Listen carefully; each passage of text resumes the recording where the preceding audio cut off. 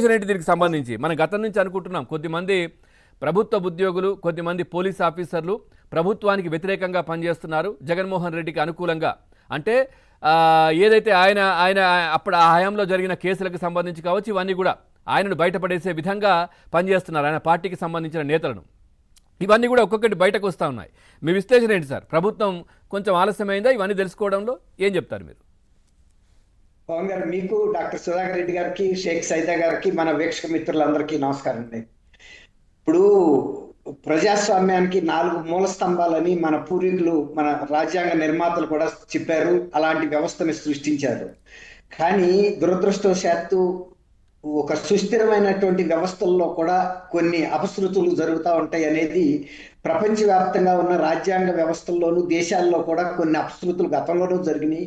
మన ఆంధ్రప్రదేశ్ నూతనంగా ఏర్పాటైన ఆంధ్రప్రదేశ్ లో కూడా 2019లో అలాంటి అపశృతే జరగటం వలన చాలా విశృంఖలమైనటువంటి పరిస్థితులు, ఊహించినటువంటి పరిణామాలు ఏర్పడినాయి.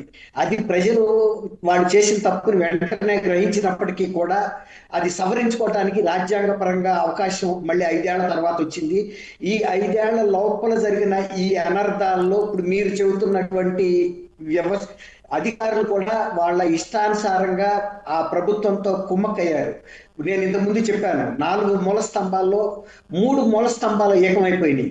ఎలా అంటే చట్ట వ్యవస్థ ఒకటి ఉంది, అట్లాగే కార్యనిర్వాహక వ్యవస్థ అఫీషియల్ డమ్ ఒకటి ఉంది, అలాగే న్యాయ వ్యవస్థ ఉంది.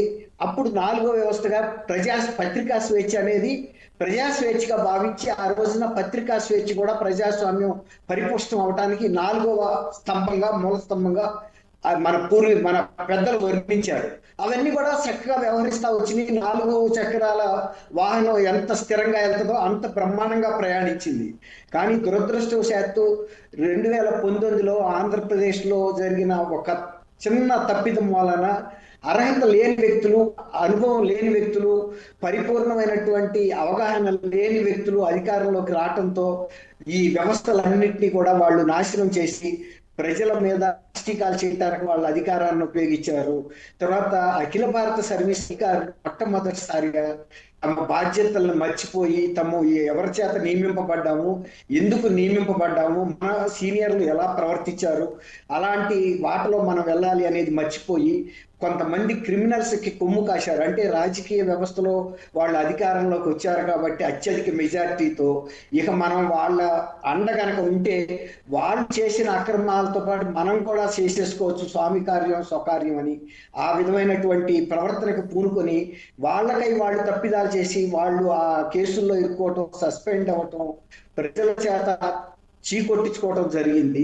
తర్వాత గతంలో పత్రికా స్వేచ్ఛ అనేది చాలా ఉన్నతమైన ఆశయాలతో ఏర్పాటైన వ్యవస్థలు నడిపినాయి కాబట్టి చాలా చక్కగా వాటి నిర్వహణ జరిగింది. కానీ 2019లో జరిగినటువంటి ఈ మార్పులో పత్రికా రంగం కూడా ఈ వైఎస్ఆర్సీపీ పార్టీ తన సొంత చేతిలోకి తీసుకోవటమే కాకుండా శాస్త్ర సాంకేతిక రంగాల్లో వచ్చిన మార్పులకు అనుగుణంగా పత్రికా రంగంలో కూడా, అంటే సామాజిక మాధ్యమాల్లో కూడా సోషల్ మీడియా అనే కొత్త వ్యవస్థ వచ్చింది. ఏదన్నా ఆ వ్యవస్థని ప్రజలకి అనుకూలంగా ఉపయోగించుకోవాలి. కానీ ఒక ముందుని సైంటిస్టులు కనిపెట్టినప్పుడు ఒక జబ్బుని నయం చేయడానికి కనిపెడతారు, కానీ కొంతమంది దాన్ని దుర్వినియోగం చేసి ఇప్పుడు దగ్గు మందే ఉందండి, ఏదో కొన్ని మందులు వాటిని మాదక ద్రవ్యాలు కూడా ఉపయోగించుకునే పరిస్థితికి వస్తుందని కనిపెట్టిన సైంటిస్టులకు తెలియదు.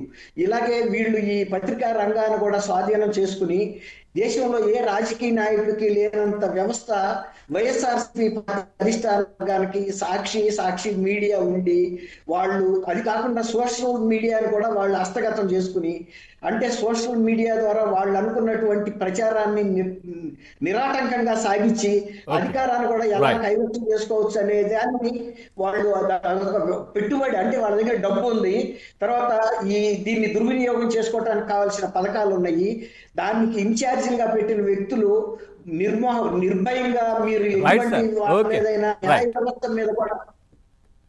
వ్యవస్థ మీద కూడా పోస్టులు పెట్టండి మేము చూసుకుంటామంటే, నేను ఒక్క మాట చెప్పి ముగిస్తా పవన్ గారు. అంటే అక్కడ 3 వ్యవస్థలు ఒకే స్తంభం లాగా వచ్చినప్పుడు ప్రజాస్వామ్యం పెద్ద కుదుపుకు లోనైందండి. రైట్. సుధాకర్ రెడ్డి గారు నమస్కారం సార్. సార్ నమస్తే సార్ పవన్ గారు. ఏంటి ఇట్లాంటి కార్యక్రమాలు జరుగుతున్నాయి రాష్ట్రంలో? సో ప్రభుత్వం ఏమో నిజంగా చెప్పాలంటే ఇట్లాంటివి ఎప్పుడు కూడా ఏ గవర్నమెంట్లో మీరు ఎన్నో ఏళ్ళుగా రాజకీయాలు చూస్తున్నారు, ఏ ప్రభుత్వం వచ్చినా కానీ ఇట్లాంటి కార్యక్రమాలు చేయలే. ఏమైనా కుట్రలు చేయడం ఇట్లాంటివంతా కూడా ఏదైనా ఉంటే రాజకీయంగా మాట్లాడడం, లేదంటే డెవలప్మెంట్స్ గురించి, లేదంటే పథకాల గురించి, ప్రజల సమస్యల గురించి చర్చించడం, ఇవే ఉండేవి.